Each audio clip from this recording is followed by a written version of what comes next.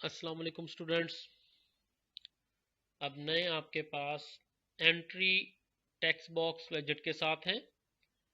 Entry text box वेजेट में और simple वेजेट text वेजेट में फ़र्क ये होता है कि एंट्री टेक्स्ट बॉक्स वेजेट वो होगा जिसमें यूज़र आपके पास कुछ ना कुछ एंटर कर सकता है, और टेक्स्ट बॉक्स वेजेट वो होता है जो हम लास्ट टाइम देख चुके, जो कि आपके पास जो है आपके पास जिसमें सिर्फ रिजल्ट डिस्प्ले होता है।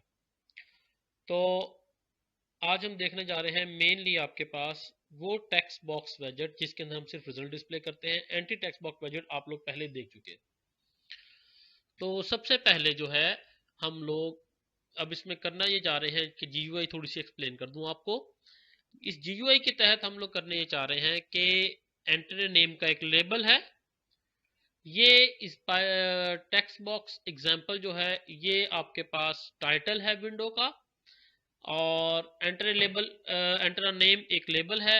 उसके बाद एक एंट्री टेक्स्ट बॉक्स है। उसके बाद क्लिक मी का बटन है। और उसके बाद आपके पास टेक्स्ट आपके पास एरिया है कि जिसमें आपके पास हम चाह रहे हैं कि यहाँ पे नेम एंटर करें और यहाँ पे डिस्प्ले हो, कि जैसे कि ये आउटपुट आपको यहाँ पे नजर आ रही है। इधर एंटर नेम में मैंने नेम एंटर किया जीशान, और क्लिक मी किया, और वो नेम आपके पास उसने इस एंट्री टेक्स्ट बॉक्स से लेके डिस्प्ले टेक्स्ट एरिया में ये नेम डिस्प्ले कर दिया है। तो आए देखते हैं कि ये सारे का सारा काम कैसे हुआ है।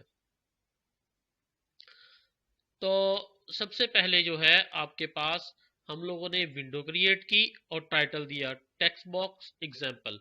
ये आपके पास विंडो अगर आप गौर से देखें, इसका जो टाइटल था वो टेक्स्ट बॉक्स एग्जांपल ही है।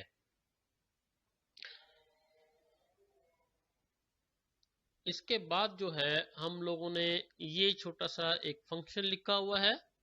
ये बटन क्लिक इवेंट पे जो कॉल बैक फंक्शन होगा वो मैंने क्लिक मी के नाम से बनाया है।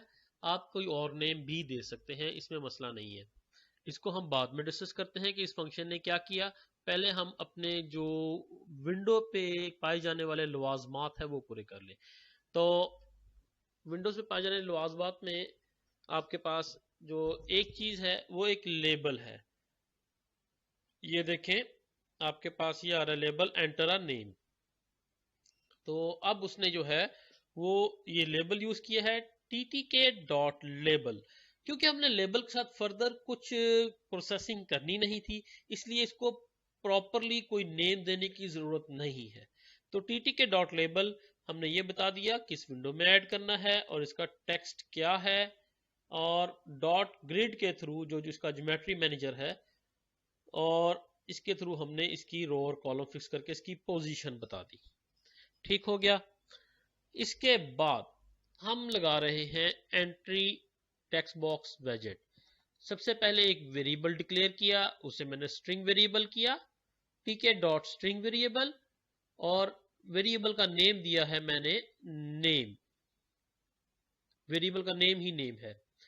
और जो एंट्री टेक्स्ट बॉक्स वेजेट है वो आपके पास उसका जो नेम रखा है मैंने नेम एंटर्ड।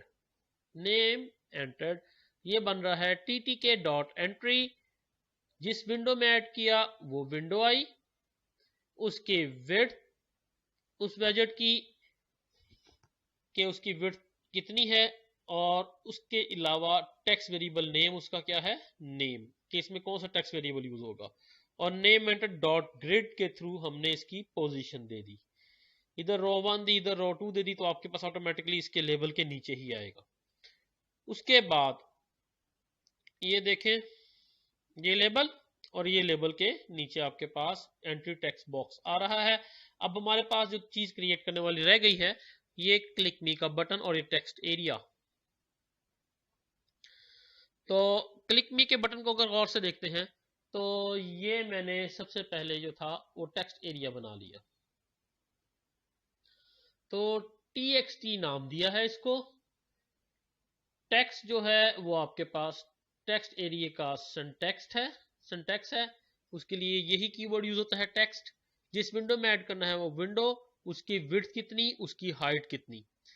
उसके अलावा आपके पास txt.grid जो है वो क्या कर रहा है आपके पास इसकी पोजीशन को स्पेसिफाई कर रहा है।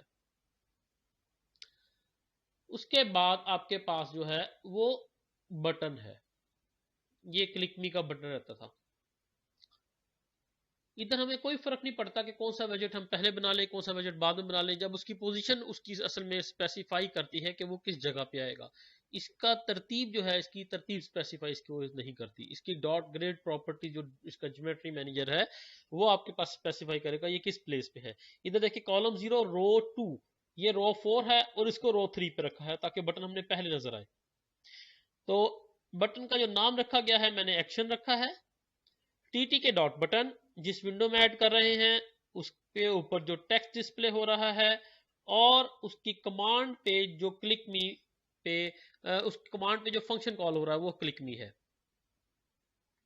उसके अलावा एक्शन डॉट ग्रिड में कॉलम 0 रो 3 जो ये उसकी पोजीशन है और विन डॉट मेन लूप। अब हमारे पास ये फंक्शन देखने वाला रह गया है कि क्लिक मी का फंक्शन कर क्या रहा है, किस तरह काम कर रहा है। इसका हमने करना ये है कि ये नेम एंटर्ड वाला जो एंट्री टेक्स्ट बॉक्स वेजेट था वहां से हमने इसका नेम पिक करना है और उसको इस टेक्स्ट एरिया में डिस्प्ले करना है। तो अब हम देखते हैं, तो जनाब अब हम जो है वो उस फंक्शन की तरफ चल रहे हैं। तो ये क्लिक इवेंट आपके पास जो है फंक्शन है।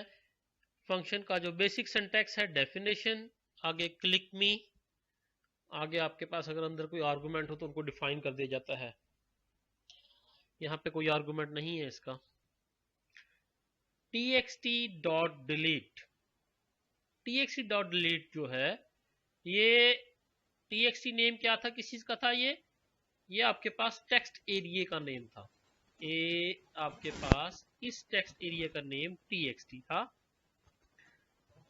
तो टेक्स्ट एरिया txt.delete, इस टेक्स्ट एरिया में जो कुछ लिखा होगा शुरू से लेके एंड तक वो सब कुछ डिलीट कर देगा आते साथ। सबसे पहले इसकी वजह क्या है, इसकी वजह यह है कि जब हम आपके पास इसको रन करते हैं इस प्रोग्राम को,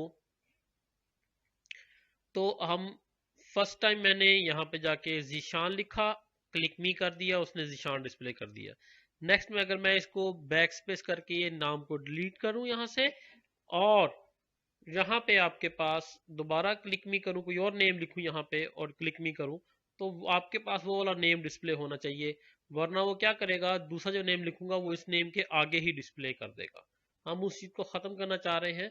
हम चाह रहे हैं कि सिर्फ ये वाला जो नेम है सिर्फ वो वाला नेम डिस्प्ले हो। तो पूरा पुरानी ऑप्शन txt में जो कुछ लिखा हुआ था वो सबसे पहले डिलीट किया है मैंने। उसके बाद n1 बनाई आपके पास, n1 is equal to str string में कन्वर्ट किया, नेम एंटर डॉट गेट।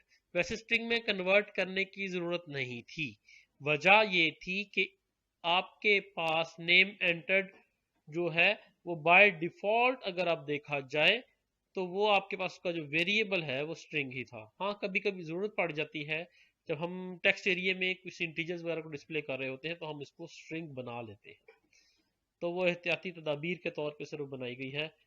तो आप अगर str की कास्टिंग नहीं भी यूज करेंगे तो भी चलेगा।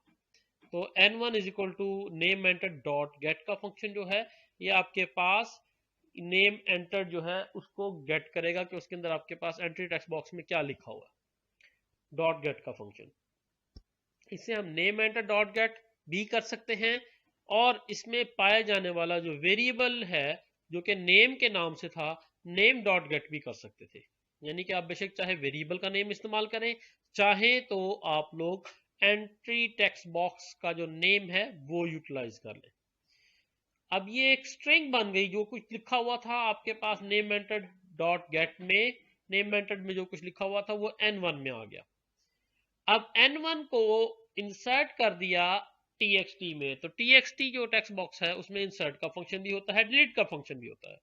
तो उसके शुरू में आपके पास जो था इसी n1 को इंसर्ट कर दिया। तो ये क्लिक मी का जो इवेंट है वो ये काम कर रहा है कि यहां से प्रीवियस नेम को डिलीट करता है उसके बाद जो कुछ लिखा हुआ होता है आपके यहाँ से प्लेस नेम को डिस्प्ले कर दिया, एंटी टेक्स्ट बॉक्स में जो कुछ भी है उसकी एक स्ट्रिंग डेवलप की और इसी टेक्स्ट बॉक्स में दोबारा इसको इंसर्ट कर दिया उस स्ट्रिंग को। तो ये टोटल हमने काम किया इसमें। उम्मीद करता हूं आपको ये चीज समझ आ गई होगी। किसी भी मुश्किल की सूरत में आप लोग मुझे व्हाट्सएप पे कांटेक्ट कर सकते हैं। अल्लाह हाफिज, अपना ख्याल रखिएगा।